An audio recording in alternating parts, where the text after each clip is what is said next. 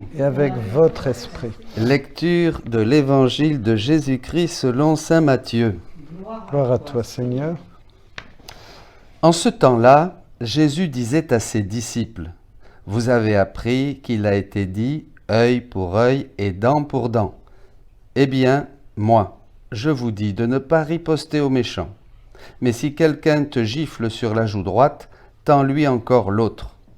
Et si quelqu'un veut te poursuivre en justice et prendre ta tunique, laisse-lui encore ton manteau. Et si quelqu'un te réquisitionne pour faire 1000 pas, fais-en 2000 avec lui. À qui te demande donne, à qui veut t'emprunter ne tourne pas le dos. » Acclamons la parole de Dieu. Louange à toi, Seigneur Jésus. Chers amis, bonjour. Eh bien, nous allons vous proposer 2 textes. Mais avant, j'ai sur le cœur de relire cette parole, cette première lecture de la lettre aux Corinthiens, ce petit passage de saint Paul qui nous met déjà, comme on pourrait dire, dans le bain de cet évangile que nous allons partager. Nous, donc, par beaucoup d'endurance, dans les détresses, les difficultés, les angoisses, les coups, la prison, les émeutes, les fatigues, le manque de sommeil et de nourriture, par la chasteté, la connaissance, la patience et la bonté, la sainteté de l'esprit et la sincérité de l'amour, par une parole de vérité, par une puissance qui vient de Dieu, nous nous présentons avec les armes de la justice pour l'attaque et la défense, dans la gloire et le mépris, dans la mauvaise et la bonne réputation. On nous traite d'imposteurs et nous disons la vérité, on nous prend pour des inconnus et nous sommes très connus. On nous croit mourants et nous sommes bien vivants. On nous punit et nous ne sommes pas mis à mort. On nous croit tristes et nous sommes toujours joyeux, pauvres et nous faisons tant de riches, démunis de tout et nous possédons tout. Parole du Seigneur. Nous rendons grâce à Dieu. À vous, Jean-Jacques. Alors, Père Jean-Jacques, ce texte. Alors d'abord, pour réagir sur cette parole de Paul, immédiatement, il me vient une remarque. Nous suivons l'Écriture, nous vivons notre vie chrétienne, et de relire ce passage me fait prendre conscience de 2 choses. La première, c'est que la vie chrétienne est un choix continuel, donc une option personnelle et un combat. Il ne s'agit pas de se laisser porter par,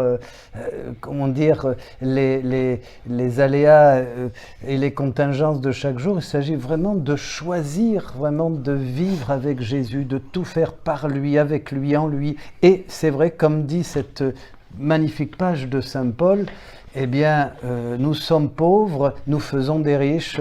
C'est un vrai combat, où nous sommes porteurs et témoins de cette lumière qui est une bonne nouvelle. Mais encore une fois, en lisant ce passage, ce n'est pas acquis. C'est vraiment d'abord notre choix, et là on va en venir avec ces textes, d'accueillir ce don de Dieu, de vraiment nous unir et de chercher à faire tout avec Jésus, c'est-à-dire d'accueillir sa volonté. Et à ce moment-là, effectivement, le chemin s'ouvre. Mais aussi, encore une fois, un combat, un vrai combat spirituel. C'est le combat entre la lumière et les ténèbres. Amen.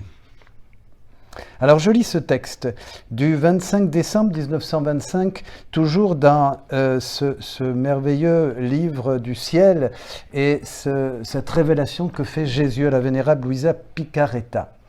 Comment nous devons justement, dans le contexte que nous vivons, appeler la volonté de Dieu sur nous et voir comment Dieu nous la donne généreusement. Pendant que mon esprit imaginait des exemples de ce genre, je me suis dit, vivre dans la divine volonté, c'est elle qui parle, c'est la posséder et par conséquent c'est un cadeau. Mais si Dieu n'est pas disposé à donner ce cadeau à une créature, que peut faire cette pauvre créature? Alors mon aimable Jésus, bougeant en moi et me prenant fortement sur lui, me dit, ma fille, il est vrai que vivre dans ma volonté est un cadeau et que c'est le plus grand des cadeaux. Mais ce cadeau qui a une valeur infinie, qui est une monnaie qui prend de la valeur à chaque instant, qui est une lumière qui ne faiblit jamais, qui est un soleil qui ne se couche jamais et qui redonne à la personne sa place d'honneur et de souveraineté dans la création, n'est accordé qu'à ceux qui sont bien disposés, qui ne vont pas le gaspiller et qui sont prêts à sacrifier leur propre vie pour que ce cadeau ait en eux la suprématie totale, qu'elle désire vraiment faire ma volonté et non la sienne, qu'elle est prête à tout sacrifier pour atteindre le but et que chaque action qu'elle fait, elle réclame le cadeau de ma volonté, même sous la forme d'un prêt. Quand je vois, donc c'est Jésus qui parle toujours, quand je vois qu'elle a pris l'habitude, la créature, de tout faire avec le prêt de ma volonté, je la lui donne, parce que, en la demandant sans cesse, elle a formé en elle le vide où je peux disposer le cadeau céleste. S'étant habituée à vivre avec le divin aliment de ma volonté, sous la forme d'un prêt, elle a perdu le goût de sa propre volonté et son palais s'est ennobli et ne peut plus s'adapter aux aliments de sa propre volonté. Ce merveilleux passage que nous voulions lire justement pour bien montrer à la fois l'acte personnel de notre nature, notre choix, notre décision de vouloir vivre avec Dieu et en lui, de demander d'accueillir sa volonté et la générosité, l'attente. Dieu est en attente de pouvoir donner généreusement, gracieusement ce don précieux de sa volonté pour que s'accomplisse son amour dans nos cœurs. Amen, amen, et oui. Et oui, mais alors, ça, c'est tout à fait juste cette dernière phrase, en écoutant ce que tu partages. Paul dit « Démunis de tout, et nous possédons tout ». Donc Dieu nous donne sa volonté, Père Jean-Jacques, mais alors il faut vivre avec cette disposition d'être démunis de tout. Et notre tout à nous, les êtres humains, eh bien c'est notre volonté propre. Alors, on va apprendre un autre texte qui nous renvoie donc aux paroles de ce jour aussi. Pendant que j'étais, ça c'est au livre 9, volume 4, pardon, 9 novembre 1902. Pendant que je désirais la venue de mon adorable Jésus, il est venu sous l'aspect qu'il avait quand ses ennemis le giflaient, lui couvraient le visage de crachats et lui bandaient les yeux. Jésus souffrait tout avec une admirable patience. Ça nous renvoie à la première lecture, au texte de saint Paul. Il me semble qu'il ne regardait même pas ceux qui le faisaient souffrir, tellement il était absorbé à contempler intérieurement le fruit de ses souffrances, que ces souffrances produisaient sur eux. J'admirais cela avec stupéfaction quand Jésus me dit « Ma fille, dans mes œuvres et dans mes souffrances, je n'ai jamais regardé l'extérieur, mais toujours l'intérieur. En me concentrant sur le fruit, quel que soit l'événement, non seulement je souffrais, mais je souffrais avec désir et avidité. Tout au contraire, dans ses œuvres, l'homme ne regarde pas le bien qui se trouve en leur intérieur, et en ne voyant pas leurs fruits, il s'ennuie facilement et s'énerve. C'est un critère. Nous souffrons, souvent nous avons des contradictions et on s'énerve. J'ai mal aux pieds, j'ai mal ici, ou un tel m'a fait ceci, un tel m'a fait cela, on m'a persécuté, on a dit des choses contre moi, on m'a giflé, voilà, on m'a ennuyé, gifle c'est à l'ordre du jour aujourd'hui. Et donc voilà, on s'énerve, on perd la paix. Eh bien ça veut dire tout simplement qu'on ne voit pas l'intérieur, on voit l'extérieur. Il souffre, il s'impatiente, et s'il fait le mal, en ne regardant pas à l'intérieur de ce mal, il le fait avec facilité, évidemment. Voyez, qu'est-ce qui manque à l'homme? L'intériorité. L'extérieur a peu de choses à nous dire. L'extérieur, on voit les choses, mais c'est l'intérieur. Rappelez-vous la Vierge Marie.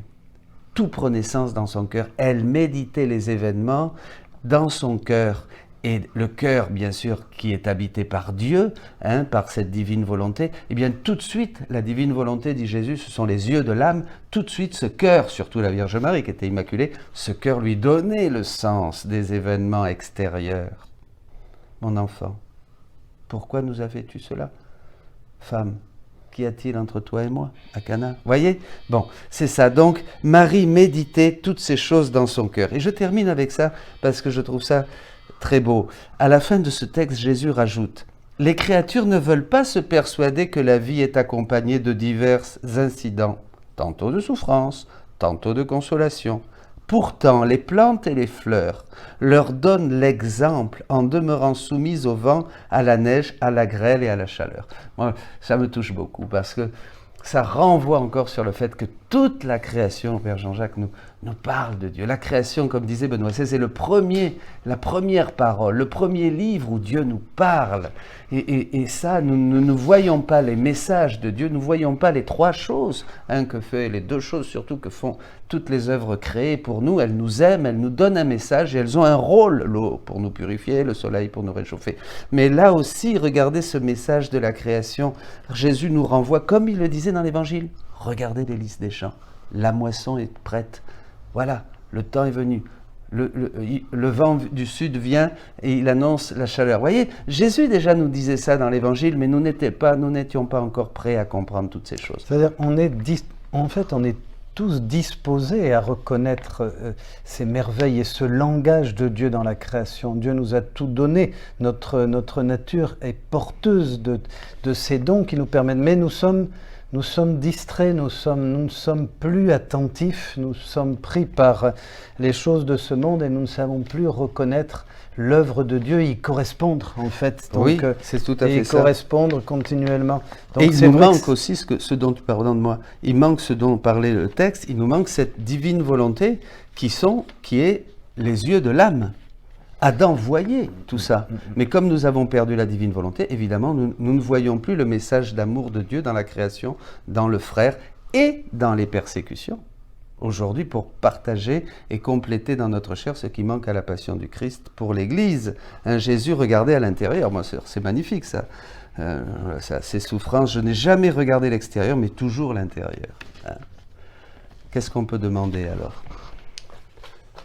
Voilà, mais rendons grâce à Dieu. Et nous demandons cette grâce de pouvoir vivre une vie intérieure, parce que le secret, c'est quand même la vie intérieure, l'intériorité, c'est là où tout prend sens. Demandons à Marie, qui a si bien su vivre tout dans son cœur, cette grâce.